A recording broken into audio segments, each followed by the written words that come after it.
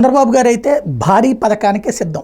అమ్మ ఒడి ప్లేస్లో తల్లికి వందనం అన్నటువంటి తీసుకొస్తానన్నారు. ఇంతకుముందే దానికి సంబంధించి ఒక వీడియో నేను పోస్ట్ చేశాను. అదేదో 15,000 రూపాయలు అని అంటున్నారు.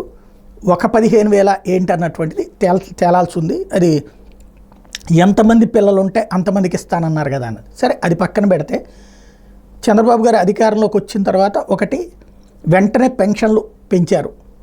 4,000 రూపాయలు సహజంది, ఇంకో 3,000 ఎక్స్ట్రా ఇచ్చారు 3 నెలలకు కలిపి. అట్లాగే వికలాంగులకు 6,000 రూపాయలు చేశారు. గతంలో ఒకనాడు 3,000 చేసింది ఆయనే. 1,000 రూపాయలు పెన్షన్ చేసిన రోజుల్లో 3,000 రూపాయలు వికలాంగులకు చేశారు. అట్లాంటిది ఇప్పుడు 6,000కి చేశారు. వికలాంగుల విషయంలో చంద్రబాబు గారు దేవుడు, అంతే, నో డౌట్. అట్లాగే బెడ్ రిడెన్ వాళ్ళకి జగన్ హయాంలో 10,000 అయితే 15,000 చేశారు. అది గ్రేట్.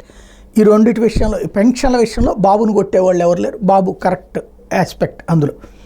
ఇకపోతే రెండో కాన్సెప్ట్ వచ్చేటప్పటికి నెక్స్ట్ స్టెప్ ఏముంది అంటే ఉచిత ఇసుక. దాంట్లో కొంత కాంట్రవర్సీ ఉంది. ఉచితం అని చెప్పి డబ్బులు ఎట్లా వసూలు చేస్తారు. కానీ నేను ఇంతకు ముందు కూడా చెప్పా, అసలు ఈ ఇష్యూస్ ఎలక్షన్స్కి ముందు ఆమె అప్పుడే చెప్పా, ఉచిత ఇసుక అంటే కనుక దాంట్లో కొంత డబ్బులు వసూలు చేస్తారు. ఆ పథకం అదే ఆ ట్యాక్సు ఈ పేరుతో. కాకపోతే ఇప్పుడు ఈ పెంచిన ధరలతో పోల్చుకుంటే తక్కువకి వస్తుంది, అది నడుస్తుంది. కాబట్టి ఉచిత ఇసుక స్కీమ్లో ఉచిత ఇసుక షరతులు వర్తిస్తాయి.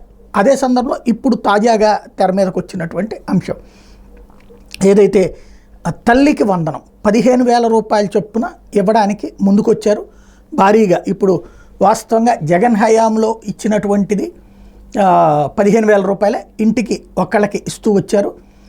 ఇద్దరికి ఇస్తానన్న జగన్ ఒక్కళ్ళకే ఇచ్చారన్నటువంటిదే అప్పట్లో విమర్శించినట్టు తెలుగుదేశం అందరికి ఇస్తానంది. ఇప్పుడు 15,000 రూపాయలు అయితే ఇవ్వబోతున్నారన్నటువంటి మార్గనిర్దేశకాలు ఇచ్చారు. ఇదే దానికి సంబంధించినటువంటి విధి విధానాలు ఇచ్చారు. దాంతోపాటుగా బ్యాగు, స్కూలు, యూనిఫామ్ ఇవన్నీ అన్నారు. అవి అమ్మ ఒడి కాకుండా అవి విడిగా ఇచ్చింది వైసీపీ ప్రభుత్వం. కాబట్టి ఇప్పుడు కూడా అట్లాగే ఇస్తారు. వాట్ నెక్స్ట్, మిగతాది ఇంకేమి ఏర్పాటు చేస్తారన్నది చూడాల్సి ఉంది.